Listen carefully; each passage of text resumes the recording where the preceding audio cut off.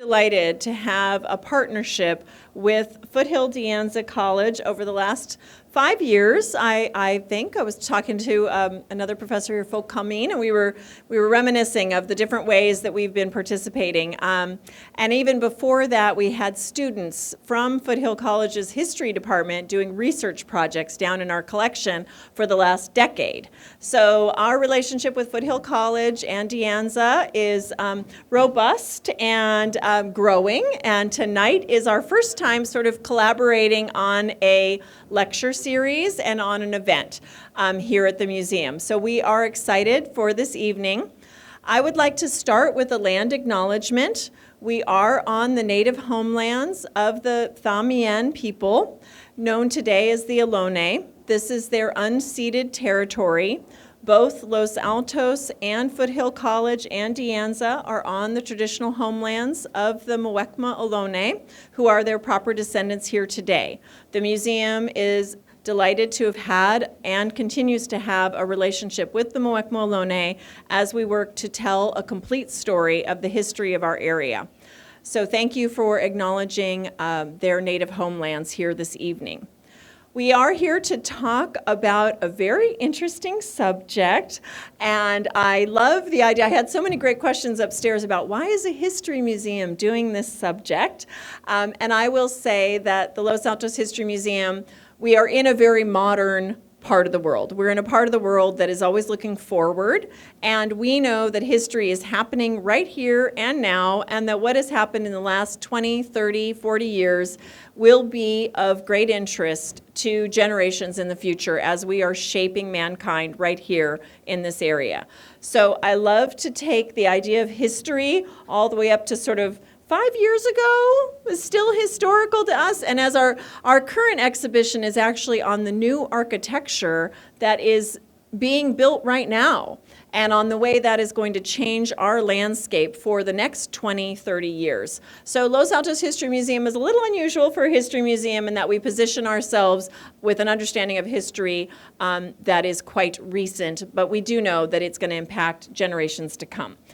It is my pleasure to introduce to you Natalie Lettieri, who I've seen her, it's in print many times, and I always just call her Natalie. She is a fellow at the Digital Humanities Center at Foothill De Anza, and this lecture series is her idea. Tonight's program is the pilot in the Conspiracy Theories series.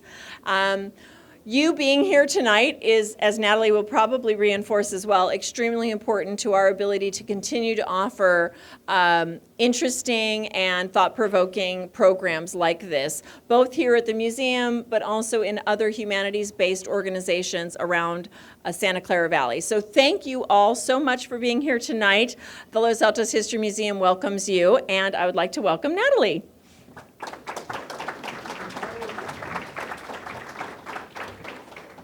Thank you. Thank you for your warm introduction, Elizabeth.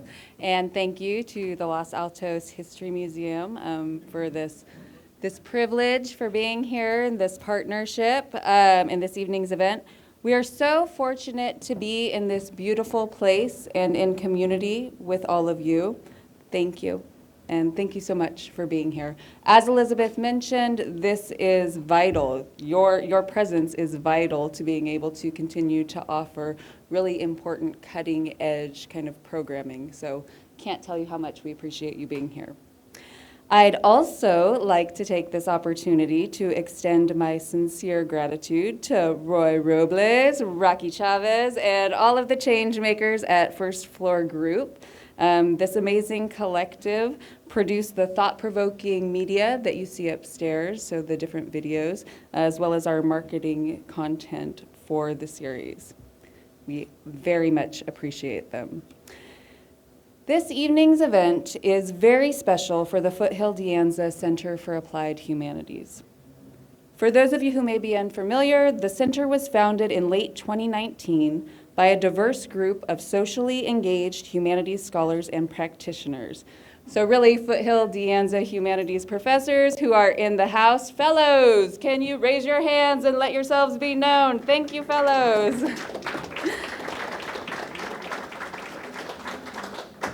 So each of us, as well as our director, Dr. Falk Kamin, we are committed to humanities project-based critical inquiry for the purpose of developing meaningful paths towards more just communities. In case you didn't know, humanities scholars are also rather wordy. So what does that mean? So really it means that center fellows are interested in applying the humanities to get people thinking, to get us to start examining sources more critically, to question received knowledge, reflecting on the state of humanity, imagining the potential for humanity, exploring ways to push the needle and sometimes the envelope in the hopes of making the world a little more thoughtful and better for all. The center is happy to be able to work towards this endeavor beyond the parameters of our college campuses through our public humanities lecture and discussion series entitled Conspiracy Theories, Gaslighting, and Rebuilding Communities.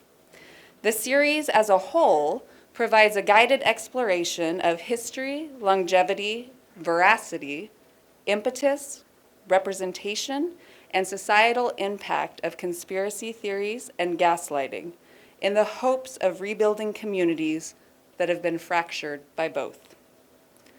Tonight's event is the series pilot lecture. Though I'm 98.5% certain that Professor Steve Blank is not a conspiracy theorist. There's that margin of doubt. Professor Steve Blank is not generally known on the streets as a conspiracy theorist, but his work addresses past and contemporary suspicions regarding the U.S. government's involvement in the foundation of Silicon Valley. This topic continues to generate interest, sparking sometimes heated debate about government regulation of Silicon Valley technology and tech companies, as well as conspiracy theories about government utilization of Silicon Valley technology and tech companies to surveil and influence the local, national, and global populace. Professor Steve Blank knows a thing or two about the relationship between government and tech. He is an adjunct professor of entrepreneurship and a founding faculty of the Gordian Knot Center for Technological Innovation at Stanford University. He is also a senior fellow for entrepreneurship at Columbia University and has served as lecturer at the UC Berkeley Haas School of Business, NYU, and at Imperial College in London. All of this to say, Professor Steve Blank is very, very fancy, and we are very, very fortunate to have him. Prior to these academic appointments, Professor Blank served in the U.S. Air Force in the Vietnam War before moving to Silicon Valley, where he has worked in national reconnaissance. He has contributed to 8 startup companies and is a celebrated author on topics including customer development, entrepreneurship, and how to succeed as a startup. Please join me in extending a warm welcome to Steve Blank, and don't mind the reverb. Thank you. So I'm going to talk about, hopefully not conspiracy theories, but some stuff you might not know, and certainly my students didn't know, and I didn't even know when I started teaching at Stanford. You know, the popular view of Silicon Valley, at least to my students, is that there were fruit orchards and fruit orchards and fruit orchards, and then maybe integrated circuits, and then personal computers, and then the internet and social media. And when I asked my students about, you know, where Silicon Valley started, they talked about some real old guy who passed away a while ago named Steve Jobs. And I said, well, we got a couple buildings named after some other people, Noyce and like, you know, the Intel guys. And, oh, yeah, I guess we used to make chips here in the Valley. And but this talk really is going to be about the real story of Silicon Valley as well. We'll talk about integrated circuits and personal computers and internet. It really started in 1909 when there was a spin out of Stanford called Polson Electronics, which turned into Federal Electronics. We turn this down a bit. And then with Hewlett-Packard in the 30s, of course, starting in test equipment. But this real talk today is going to be focused on kind of the secret part of Silicon Valley in the 1940s, 50s, 60s, and 70s, which was about microwaves and electronics. And a few caveats. The intent is to fill in some gaps of Silicon Valley history. In particular, I'm not a professional historian. What's worse is I'm a marketeer. That means some of this might be actually true. In fact, when I told my wife I was going to write the real history of Silicon Valley, she looked at me and said, some people would be embarrassed to not be a historian and do it. And she looked at me and said, but not you. And so some of this is probably wrong. And in fact, there are many of you, I bet, in this audience who lived through some of this stuff. So raise your hand and throw rocks and say, no, that's not how it happened. Or, gee, you can't talk about that. That's still classified. It follows just one of many threads in this. There are multiple pieces of this history. Just to be clear, all secrets are from open source literature, and you'd be stunned if you haven't been following what the NRO and CIA and others have been declassifying in the last couple of years on their website. It'll blow your mind, especially if you've been in that business. So I'm going to try to use the time effectively, 7 short stories. Feel free, if I'm in the middle of something and it's just painfully wrong, feel free to jump up and tell me no, and it didn't, I was there. But if not, wait to the end, and then I'll be happy to take all the questions and, more importantly, corrections that you have. So even though this is going to be a story about Silicon Valley, the first half of it is actually going to be about World War II, of all things. So this actually is history. We're going to go back about 78 years or close to 80 years and talk about what happened in World War II actually was the impetus for everything we've saw here in technology in the last almost 80 years. Now, for those of you who know your history, World War II started, at least for the British, in September 1939. The British had luckily built a radar system, incredibly crude, called chain-home radar, and helped them win the Battle of Britain by providing early warning of the German bombers and fighters coming over, so the Spitfires didn't have to stay airborne all the time. They could be on ground alert and were alerted when the German planes were actually up in the air and crossing the channel. And this was probably the first integrated air defense system that was built. These were incredibly crude radars. I mean, so crude that pre-World War II, the Germans flew an electronic intelligence mission around the coast of Great Britain, you ready for this, in a Zeppelin, with radio receivers. And they heard signals at 20 and 30 megahertz that they assumed were navigation beacons, because no one would be so stupid to build radars at that low of a frequency.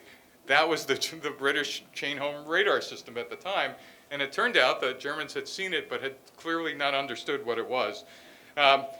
December 7th, 1941, America enters World War II. And as I said, Britain was fighting since 1939. So, and just as a reminder, the Soviets were fighting massive land battles since June 41. And the Allies conclude they're unable to help open up a Western front for the Soviets, at least for another 2 years. And they decide, as Britain, France, United States, now the Soviet Union, that the priority was to win the war in Europe and then Pacific. And the only thing they could do is to affect the war effort while the Soviets were fighting on land is somehow destroy the German warfighting capacity from the air. And so in March 1943, the Allies come up with an idea of something called the Combined Bomber Offensive, which was a fancy word for how they decided to prosecute the war in Western Europe. And they told both the British and the American Air Forces that your job is going to be to destroy and dislocate the German military, industrial, and economic system and undermine the morale of the German people to a point where they can't fight the war anymore. And how that really translated into fact was strategic bombing of Germany. The British had originally attempted to bomb during daylight and discovered that the German air defense system was actually pretty murderously effective. And the British decided that what they were going to do was not bomb individual industrial facilities, but actually bomb cities. And that was the demoralizing and, quote, dehousing the population, which seemed pretty benign unless you were in one of the houses. And so the British Lancasters and Halifaxes went in waves at night, and during the daytime, it was the time for the Americans. And they bombed during the day.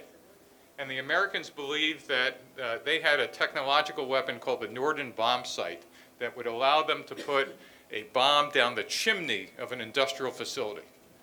Just so you know, post-World War II, we did something called the Strategic Bombing Survey and found that for sure 90% of the bombs fell within 5 miles of the target. Right? Most of them did not hit the target.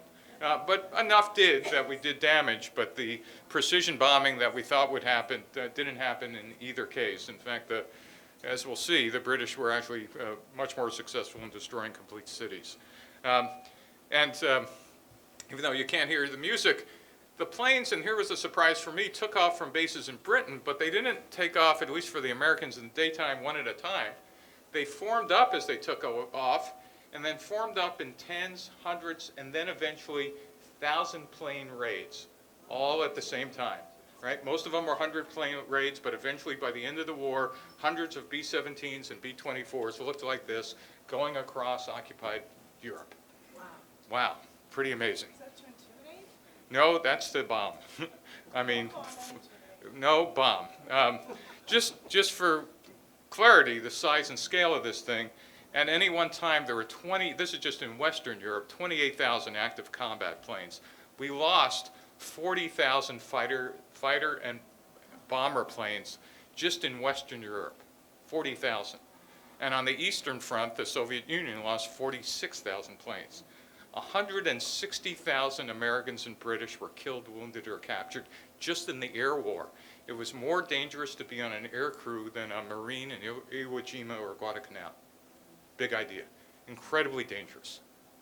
And by the way, the loss rate was almost 50% US, 50% Britain.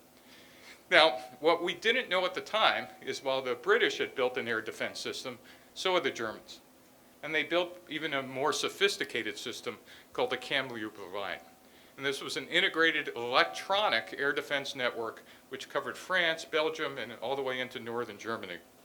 And its job was to protect, detect, and then destroy bombers coming, and then if they couldn't get them coming, going back home. And what was really interesting is the range of this radar network extended all the way into Britain. That is, when the planes were forming up, the German air defense system could already see them at 10,000 feet. They didn't even have to cross the channel. They knew they were coming. Now, how they did this is they built an amazing amount of advanced technology. They had long-range early warning radar, which is just a fancy term for radar sets that could see hundreds of miles.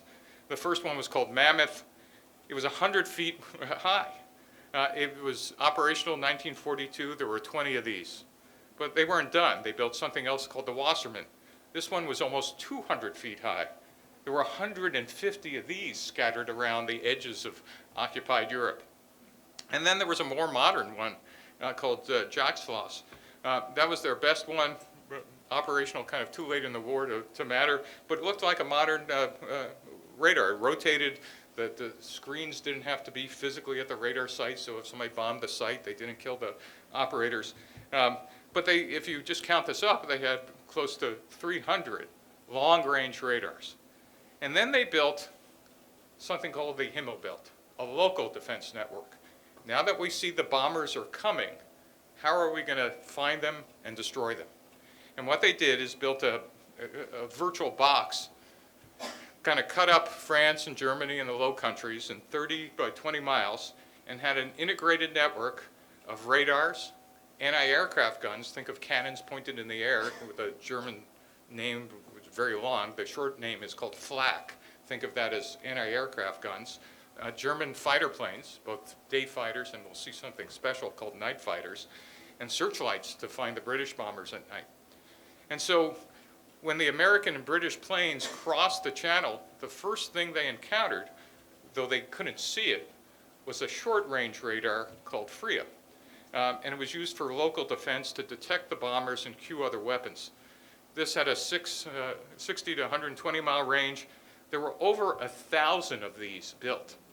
And the only World War II movie you would ever see this in, anybody ever see Saving Private Ryan? Oh, yeah. Remember that scene where the troops almost mutiny, right? Do you remember that scene? And they finally get him to say what he actually did in his private life, that he was a English teacher or something, or a history teacher. It's underneath the FRIA. If you go back and look at that scene, it's the only time I had ever seen an actual German air defense radar in a real movie. Um, Not only were 1,000 of these deployed, they were mobile. They could move them around and move them to different sites, et cetera. And then they did something which we want to do again for another 40 years. They built special radar to actually piggyback on the British radar.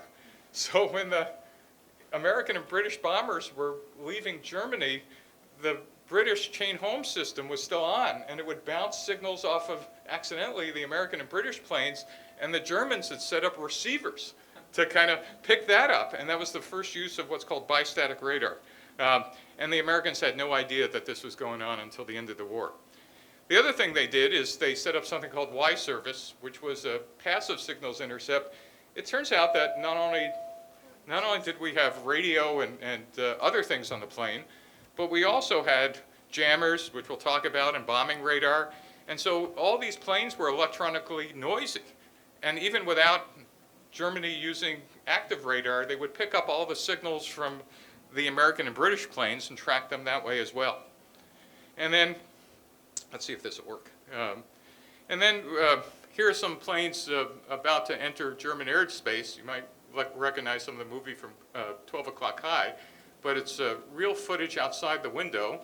Those little black clouds you'll start to see, that's not weather. Anybody know what that is? That's called flak. Flak is a fancy word for, again, cannons pointed up in the sky. In this case, the Germans just had to set timers on what altitude they wanted to explode at, and those were little explosions going on, putting out shrapnel, trying to blow the plane out of the air. And so going through the target, or going to the target, the planes had to fly through a whole dense network of flak, and then you'll see what else they have to fly through. But that flak, which we didn't understand, we just thought they were guns, and they had a lot of them. They had 15,000 flak guns, 15,000 just in the Western Front. Could reach all the way up to the altitude of the bombers, and they were fused for time, and they were, surprisingly to us, directed by radar. We had no idea that was the case. They had another radar called giant Würzburgs, but the anti-aircraft radar was called Würzburgs. They built 5,000 of these, 5,000. So connected to every flak battery was a radar set that would help aim and direct the weapons. Now what's interesting is the war started, we couldn't Google the German air defenses. We had no idea what it was like. But we had lots of reconnaissance planes, that is planes taking photographs of different parts of occupied Europe. And one day along the coast of France, it must have been some pilot thinking about where he's going to vacation when the war is ending, because he took a picture of this nice chateau, right in the ocean's about, I'd say right about here. But the photo interpreters who were looking at the picture, they were also looking at the chateau and going, I wonder, how many rooms it had and whatever. Notice this. And they said, what's this?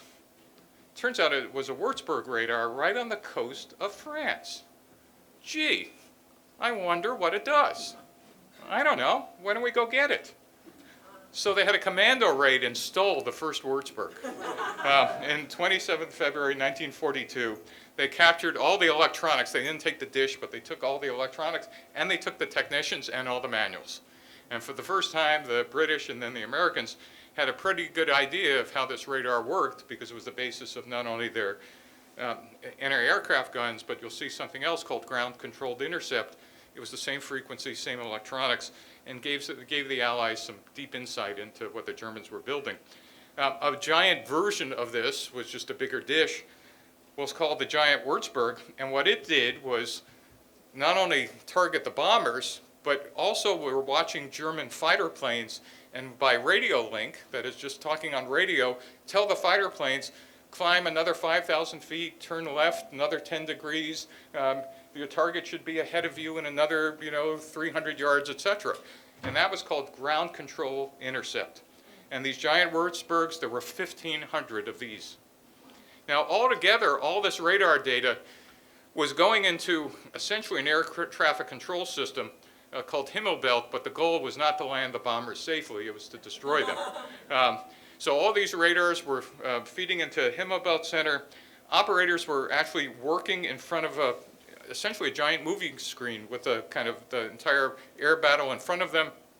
The British used to, their version was they pushed little counters on the tabletop. Maybe you've seen pictures. Germans had a more sophisticated version, which was essentially looked like a NORAD system with screens.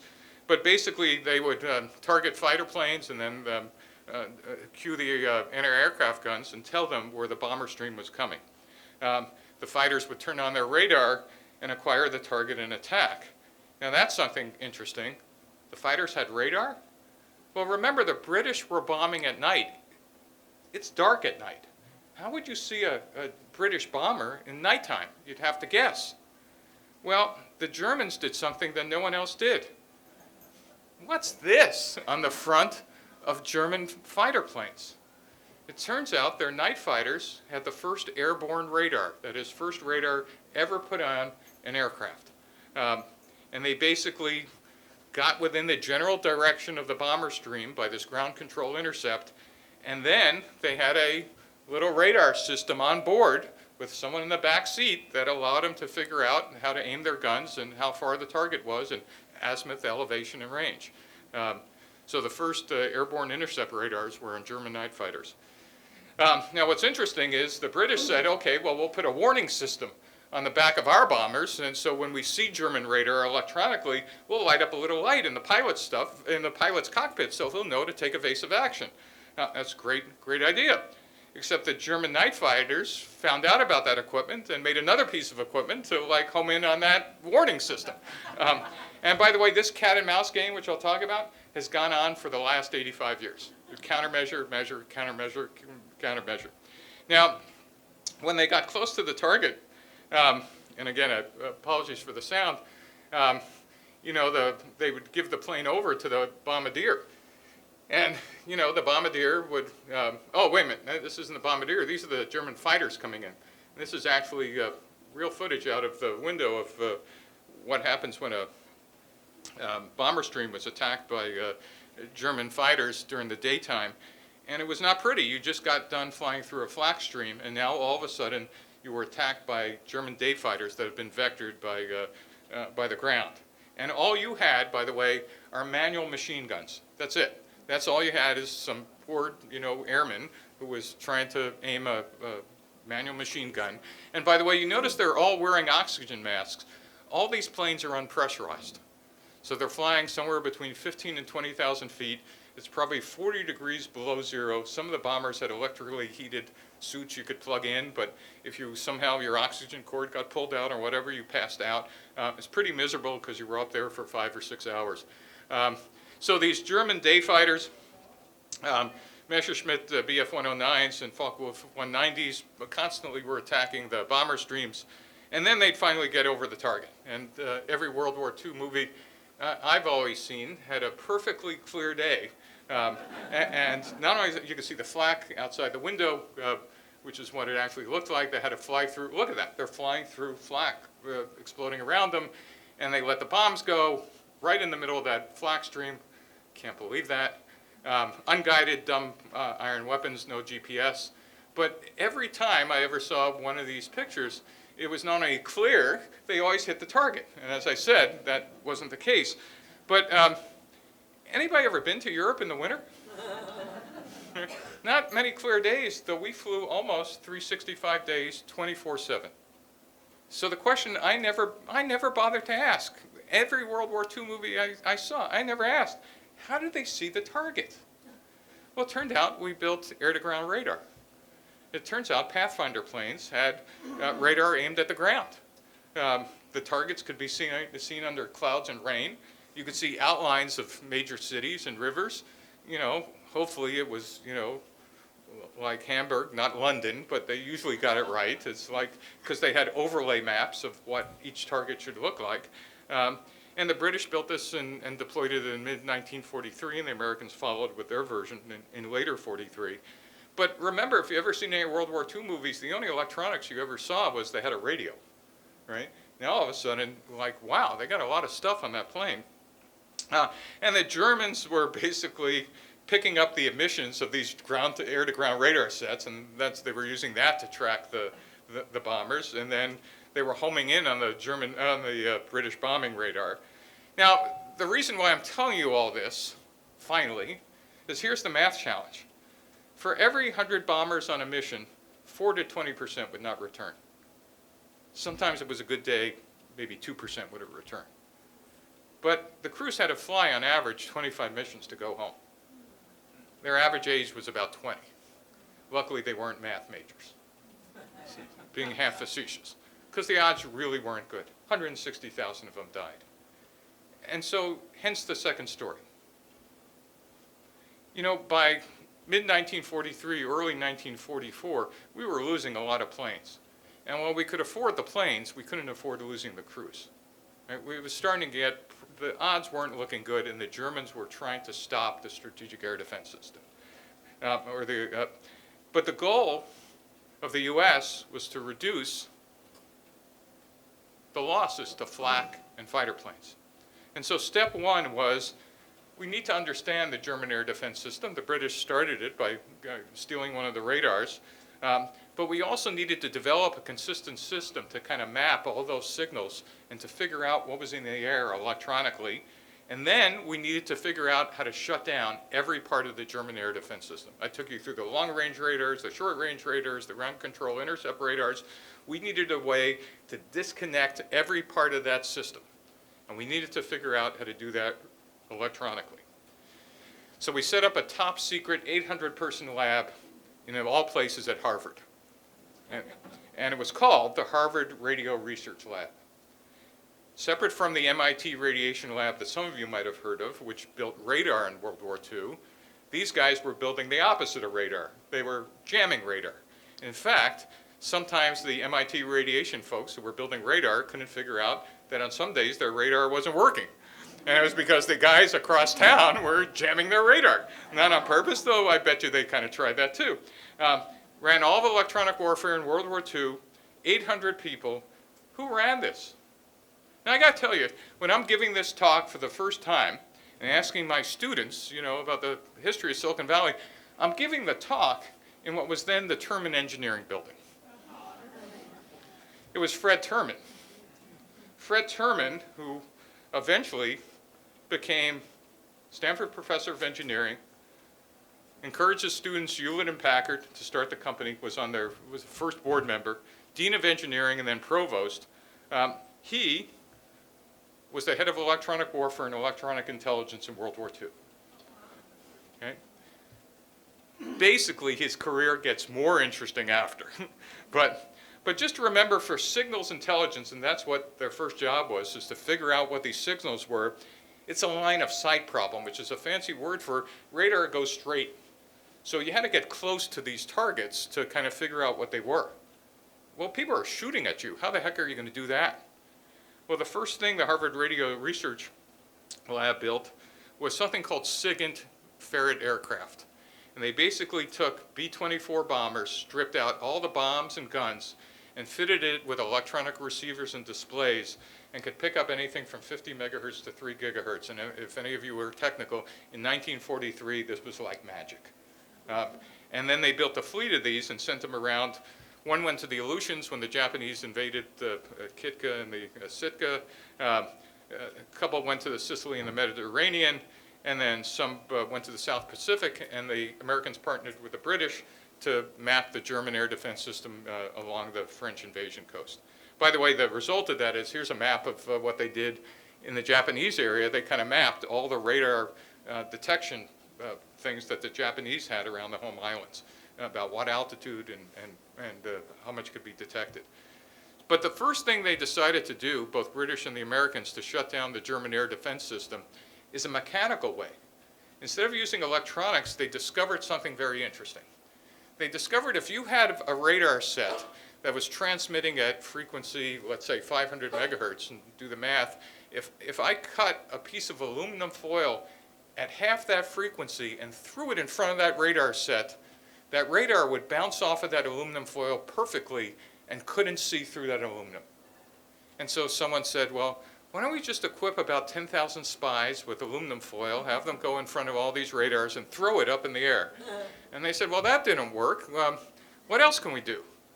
Well, why don't we just put tons of aluminum foil on the bombers?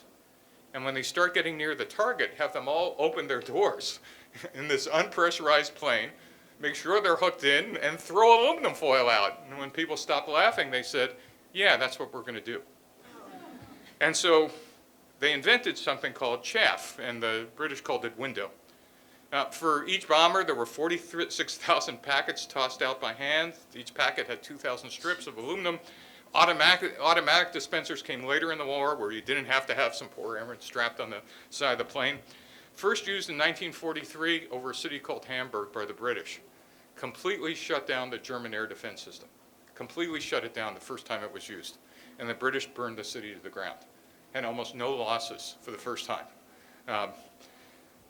So chaff was used, oh, by the way, used 3/4 of all the aluminum foil in the United States in World War II. People could not understand why we were having aluminum drives, thinking we were going to build airplanes out of aluminum foil. What the heck? And it turns out, and if you talk to anybody who lived in occupied Europe, they it would rain aluminum strips all the time. And it turned out by the end of the war, every bomber stream had chaff, aircraft just full of chaff, creating a chaff corridor for the bomber stream. Really, the charter of this group was to electronically blind the German radar with noise. And the goal was to put jammers on every bomber to shut down the early warning radars and the anti-aircraft radars and the fighter radars and the ground control radars I described earlier. And so we built, you ready for this, over 30,000 jammers. We had factories going 24/7, making the most sophisticated electronic and microwave equipment the US had ever built. We had built like hundreds of these before. Now we're building tens of thousands of them. And we equip every bomber, both in the B-29s in Japan, over Japan, and the B-24s, to first shut down the flak and the ground control intercept by jamming the Würzburgs. And then we decide to shut down the early warning radar. So we build different jammers for those frequencies. And then we shut down the Würzburgs with these carpet jammers. 24,000 of those were built. And then the British decide to jam the German fighter control links. Remember I said the German fighter planes were directed into the bomber stream by people saying, go up, take a left, the target should be in front of you. They basically first tried to jam it with noise, and then they had German-speaking RAF personnel on those bombers actually generating false orders to the fighter planes. Turn left, no, I said turn right, no, go down, go left, this is Hitler, I order you to, and it was actually worked quite well. And so the British were doing this in their night jamming as well. And some of these jammers were so big it took up the entire bomb bay of a B-17. And the British were jamming the German night fighter radar with, to kind of break their lock. It was on all the British bombers. As I said, they had a tail warning system, and the Germans were able to home in on that. But by the end of the war, a bomber stream not only had bombers, it had planes just with chaff. It had planes just with electronic warfare equipment. So all the movies you saw with just bombers, just wrong. Why? Because this was classified for decades. So what? So why does this matter? So how are we doing on time? Are we doing all right? Am I boring you guys? Or? All right. So there's a sidebar here you ought to understand that Terman and Harvard Radio Research Lab was just a small piece of what we invented in World War II for science and technology. The US did something that no other country did. And in 1940, someone named Vannevar Bush went to President Roosevelt and said, look, you know, the military, Army and Navy at the time, does not understand technology. We're going to have a technological war. And scientists have no idea what the military needs. We're just disconnected. We need to have civilians in charge of military research. And so in June 1940, Roosevelt allowed Vannevar Bush to set up the National Research Development Council to do advanced weapons research. And by June 1941, he realizes, well, we're doing research, but the military still doesn't care. We need to have permission to do acquisition, that is to buy things, and force the military to put them on and use them. And so they changed the NRDC to something called OSR&D, which is the Office of Science, Research, and Development. For the first time ever, a country had a civilian presidential advisor with 10,000 civilian professors and their grad students working on advanced weapon systems. We spent $7.5 billion on weapons R&D, and we kept those civilians in universities. Terman at Harvard, Robbie at MIT for radar, other folks at Caltech, University of Michigan, Columbia did anti-submarine warfare. MIT got, these are all translated to US dollars, MIT got $2 billion. Caltech got $1.5 billion. Harvard and Columbia, $500 million each. And keep this in mind, Stanford got barely 750 grand for teacher training. Keep that in mind. That's what they thought of Stanford at the time. But this organization, OSR&D, had I don't mean to show you the art chart, but it had 19 separate divisions, 5 committees, 2 panels, 10,000 people. Terman in the Harvard Radio Research Lab was just one of those 19 divisions. There's another group which Vannevar Bush ran for 2 years called Section S1. Vannevar Bush ran the U.S. atomic weapons program 2 years before Oppenheimer. It's a big idea. In fact, if anybody see the movie Oppenheimer? If you haven't, you should all go see it. Spectacular, and like almost 100% correct. Minor detail. For those of you who are history, which you all are, there are some nits, but really pretty good. But it misses the story. There were 5,000 people working at Los Alamos. If you saw the movie, you thought there were 50, right? You know how many people worked on the atomic bomb program? 145,000. Where were the rest of these people? Well, it turned out that the only thing and I don't mean to minimize it, the only thing Los Alamos was building was the bomb design itself. But the weapons grade material, the stuff that blew up, what's called U-235, was made in a city called Oak Ridge, and the plutonium was made in Hanford.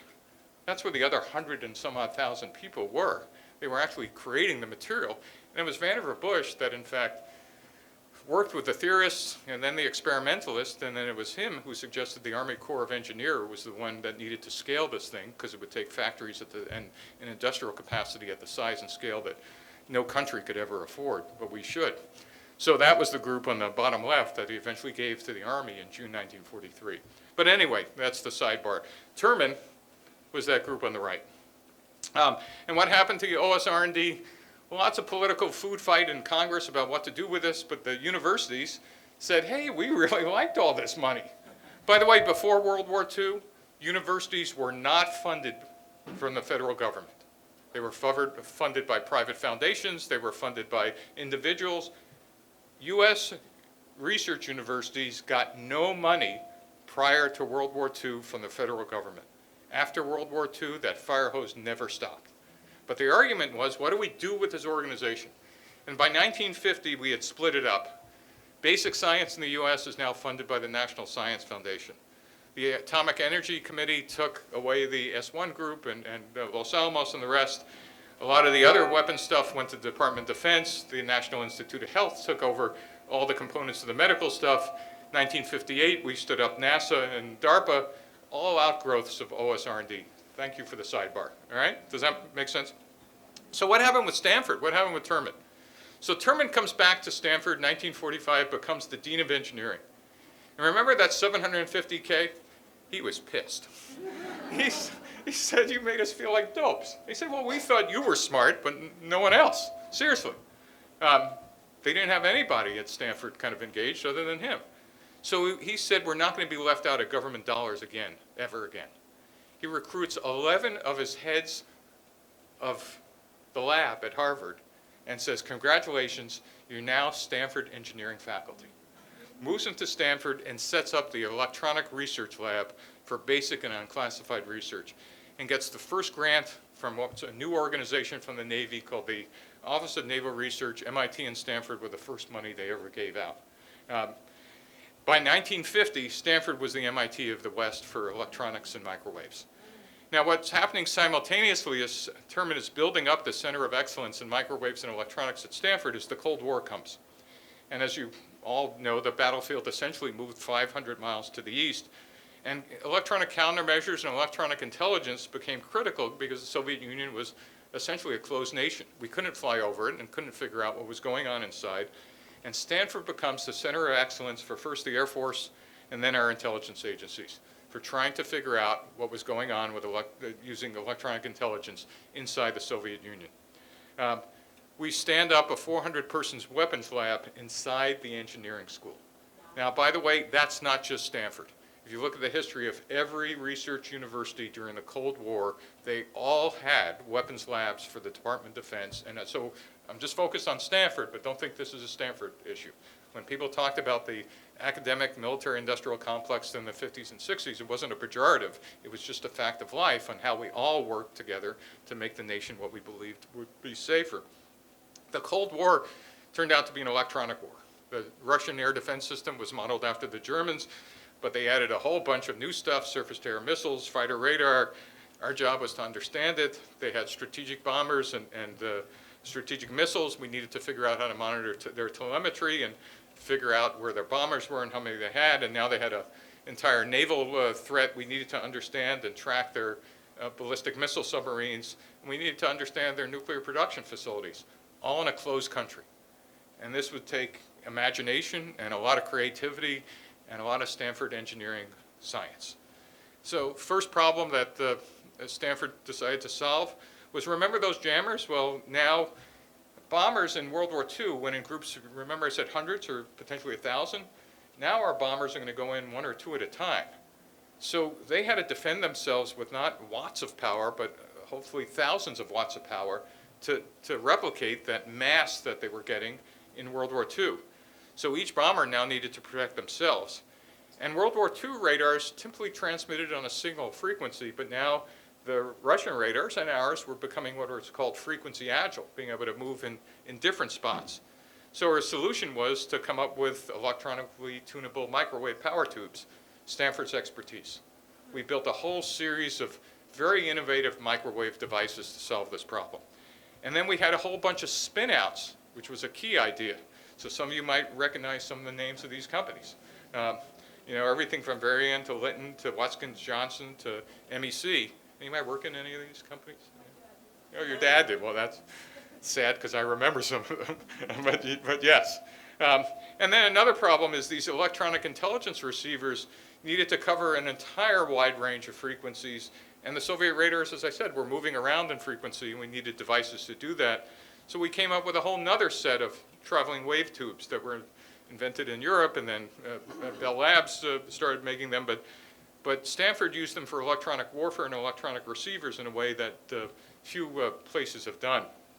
When the Korean War came, classified work comes to Stanford. Up until the Korean War, all this work was unclassified. They were basic components, basic science, basic whatever, and military and their contractors liked it.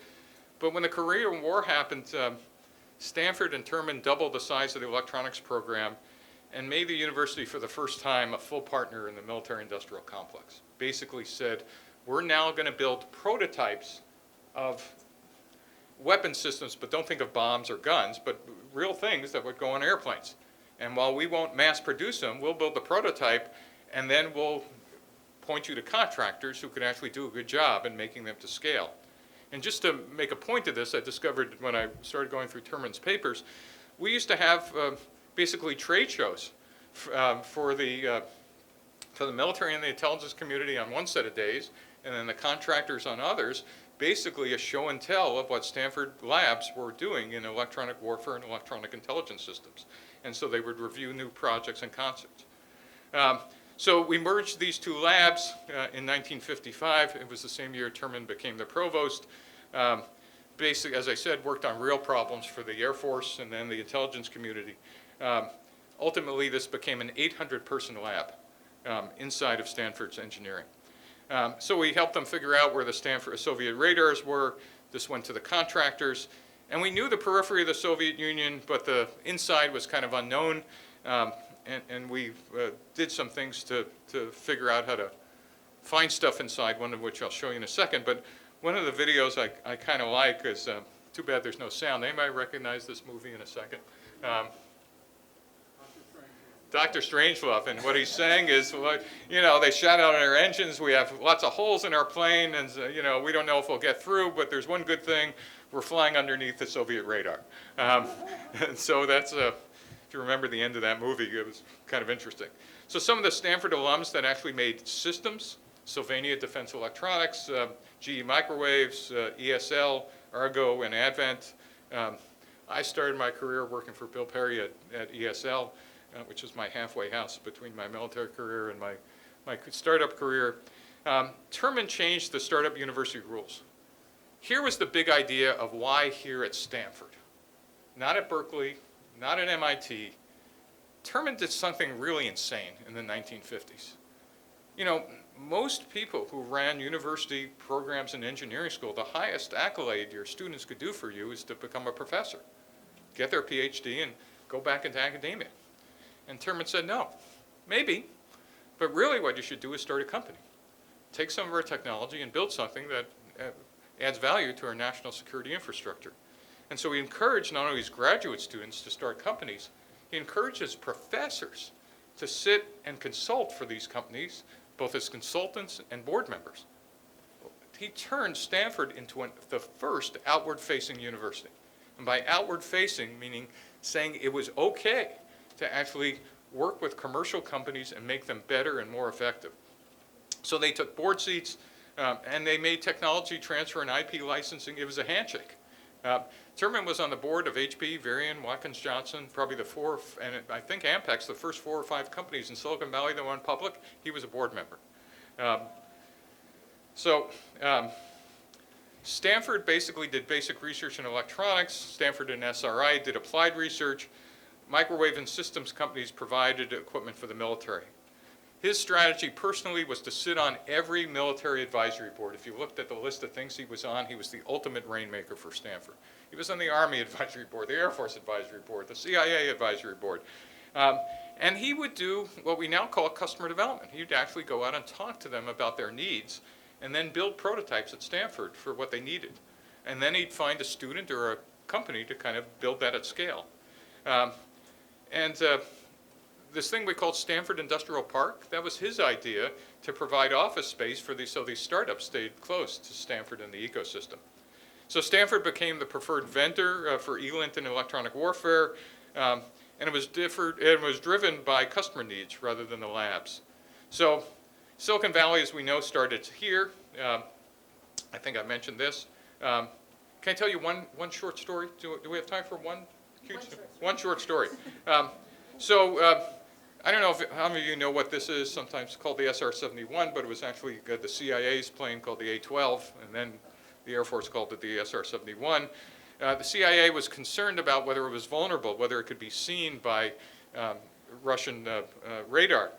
And so we said, what's the radar environment like in the Soviet Union? And their biggest radar was this air defense radar called the Tall King. And so we said, well, why don't we, how can we figure out where it is and where these radars are? And we realized that, remember, radar is line of sight? And this is before satellites. And we said, well, unless we flew over every part of the Soviet Union, we'd never be able to see all these Tall Kings. And some smart scientists said, well, no, there is something that goes over the Soviet Union. What? What goes over the Soviet Union? The moon. The moon? Well, yeah, the Russian radar is probably hitting the moon. Well, yeah, well, what happens then? Well, it bounces back. Well, where? Well, anywhere we have a big enough dish to pick it up. So we're going to point the dishes at the moon, plot the return signals, and triangulate where the Tall Kings are. Well, the other thing we wanted to find out is the Soviets had something called the henhouse radar, and we were trying to figure out what it was. And we decided to solve both problems by being really interested in radio astronomy in the late 1950s. And the CIA, under cover of all the academic universities, decide to be the biggest investors under cover agencies. And we built ELINT receivers to Bell Labs, 60-foot antenna in New Jersey. But we basically fund Arecibo and Jordo Bank and something called the Stanford Dish. So the Stanford Dish had a separate room on the side, and basically did magic things with it for lots of things and discovered the henhouse radar, was able to track all the Tall Kings. So that's it. I'll stop here and take questions. There's more later.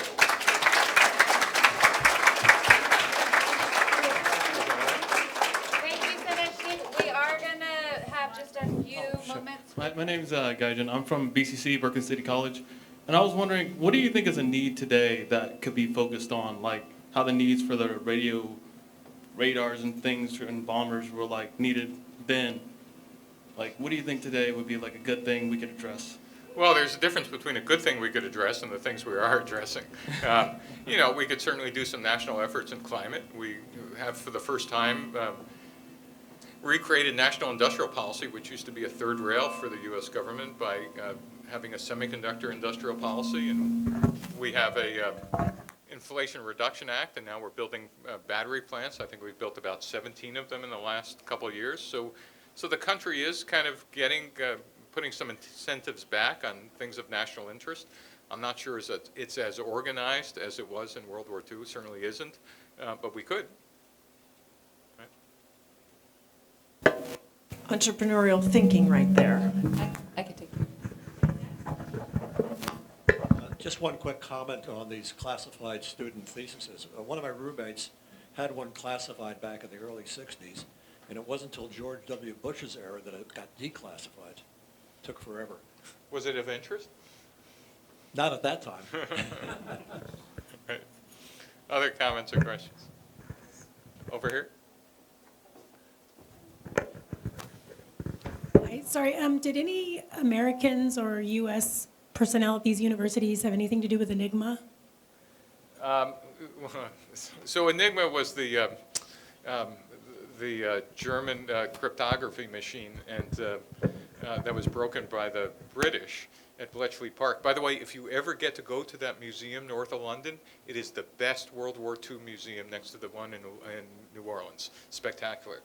So the U.S. and British in World War II split up cryptography duties. The British basically handled the German Enigma, and we handled the Japanese codes. And the Army Security Agency did a spectacular job in cracking Purple. And what happened is those folks who worked for the Army Security Agency, then the beginnings of the National Security Agency, started some companies in Minneapolis, which eventually became Control Data Corporation. So that's kind of the connection with and then in Dayton, Ohio, we built some what were called bombs, which were used by the British to kind of crack the Enigma codes, but basically we shipped them over there, and we also ran them here for ourselves, but it was the British who did most of the Enigma work at Bletchley Park. Definitely worth seeing. Thank you so much for your talk. My question here is this information that you uncovered, how does that intersect with conspiracy theories that were developed during that same time on, what was going on both with military development as well as the emergence of Silicon Valley? Well, I'll give you the best conspiracy theory, which was UFOs in the 50s and 60s. This one's great. So number one, in the 1950s is when people started reporting things from Roswell, New Mexico, right? And they recovered. Anybody know that theory? They found aliens. It turned out they really were weather balloons, but not the way we were talking about. It turned out the U.S. had a program to try to pick up Soviet atomic tests by seeing whether there was a sound channel in the high atmosphere, and it was a whole string of microphones. And it was the most highly classified program we had. So when the balloon string crashed, everybody ran around and picked up all the pieces, and people said, well, we must be hiding aliens. And then later on in the 50s, people started reporting, like pilots of planes, seeing things way above them, and said, obviously, no aircraft could go up that high. Well, of course, we were testing our spy planes, the U-2 and then the SR-71, which were flying at twice the height of any jetliner, let alone propeller plane, and we couldn't tell people about that. And then in the 50s and 60s, we launched over 600 high-altitude balloons over the Soviet Union at 70, 80, and 90,000 feet. And so when it's nighttime here, that's still light up there, reflecting light, moving at a bizarre way in altitude, and people reporting UFOs all across the world. And so we had these special access programs, highly classified, that we didn't want to tell the rest of the American people, and therefore conspiracy theories come from that. So sometimes the government is hiding stuff, but usually not. It's almost certainly not aliens, but it's usually deeply classified programs. Does that make sense at all? I had a quick question. Oh, okay. Okay. One more. Yeah, thank you very much for the history, especially the World War II history. My uncle flew out of Italy, which I understand was important because of oil fields in Romania and stuff. Would he have faced air defenses like that, flying out of Italy? Yeah, so one of the biggest losses when we were of the U.S. Air Force and when we attacked the oil fields in, I'm going to get it wrong, Plotzti in Romania or Yugoslavia, we lost like 20% of the bomber crews then. So yeah, the air defenses they flew from Italy into Germany and Yugoslavia and other places, and same air defense system, pretty murderous.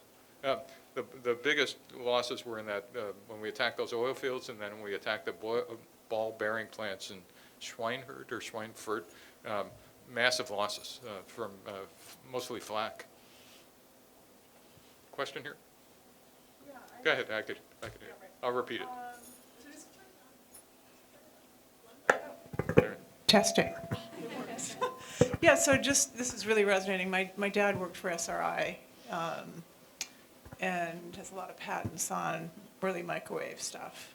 And when he passed away, I was going through all his things, and there were some fascinating photos I came across, marked highly confidential, not top secret, but it was of some of these early deployments. So super interesting. But my question was, when was SRI spun off? Do you happen to know? And this whole FFRDC program, do people generally understand what that is and their role today? All right, let's see if I could do this in less than another lecture. SRI, Stanford Research Institute. Basically, I think in the 1940s, Stanford spun out a research institute, but it really became interesting for the military in 1968 or 69. Students took over Terman's labs. There were student riots in the Vietnam War to remove classified work from all the universities. MIT had riots, University of Wisconsin had a bombing and killed a mathematician. Stanford trustees forced all classified work off of campus. Still to today, there is no legally mandated classified work on campus. And SRI picked up most of that. So SRI, which was already doing business with the military, went into hyperdrive. And interestingly enough, a bunch of academics started a whole bunch of companies to do that. Someone named James DeBroker, Granger, Bill Perry, et cetera, who was associated with Stanford, just moved outside of campus and still kept their Stanford affiliations, but did it as startups. That's the short version. The longer version about FFRDCs later. Other questions? Yes, ma'am. Yeah, first of all, thank you for your talk. It's very interesting. As I learned that war changed over time, the type of war. In your opinion, what type of war we're in right now and what we're doing about it? Well, we're certainly in an economic Cold War with China, and I think we're going to see some unexpected consequences on both sides. I mean, the Chinese, as some of you know, we limited exports on semiconductors and advanced biotech and quantum stuff, and you wouldn't expect China, who has very smart people, to sit around and go, I guess, woe is us. Half of them are our grad students.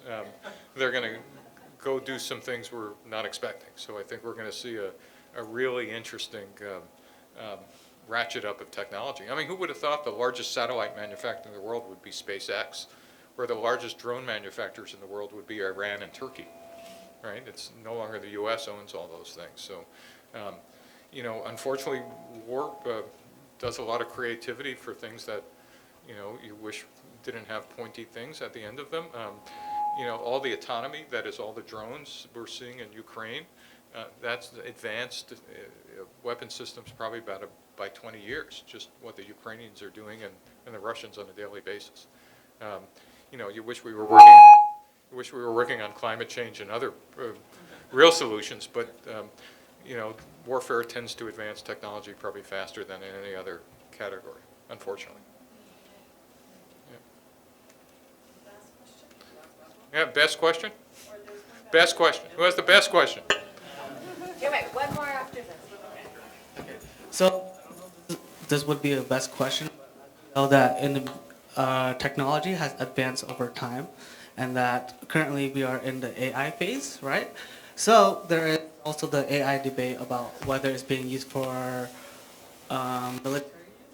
military use, or it could also be like remote warfare, which is also drone use for military. What is your take on that, or how do you feel about that?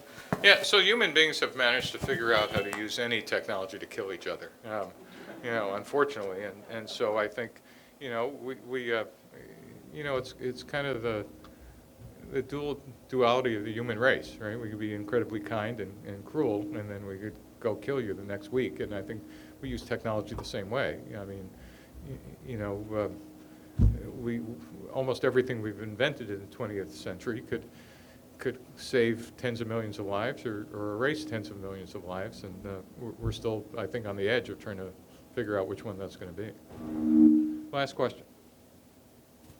So I'm curious, given the military funding and the academic research, and that most of this was secret, who controlled the patents, and were they, if and when were they made public, if at all? I mean, if it was done in secret, at what point do they surface in public record? Much longer answer. It turns out it's still a constant debate about what are called IP rights when you sell something to the military and when you patent something that the military uses. Some of those basic devices, like those microwave devices and systems, were owned by the companies. Some of the things that were sold to the government in World War II, the government maintained the rights, and some of them they gave them back to the inventors. So we were pretty lucky that people have done studies about all the areas. Remember those 19 divisions of OSR&D? Almost every area in the country that had OSR&D contracts actually showed enormous economic growth after, because those startups didn't go away. They reconfigured themselves. Some of them died out, but some areas actually became powerhouses of innovation. Boston and Silicon Valley being two examples. Yeah. But thank you. I had a good time. I hope this was interesting. Thank you, Professor Black, for your patience with all the technology and the lights and everything else. Thank you so much. Los Altos History Museum very much appreciate you all being here tonight. We appreciate our partnership with Foothill De Anza. And Natalie, do you have anything to say about when you might be having another one of these? I do. So, okay, go ahead. I'm not going to turn that on. So yes, thank you all for being here and enjoying our pilot lecture. We will be having another talk coming up in April, I believe, in partnership also here. So we are very excited, and thank you all for coming out. Thank you. If you want to thank our bartenders, they're right over there. There's our, yes, Cindy and Dennis, thank you. And Lori, who did the food, I think she's gone already, but Los Altos History Museum is very glad to have you here tonight. Thank you, and we'll give you back again in the future.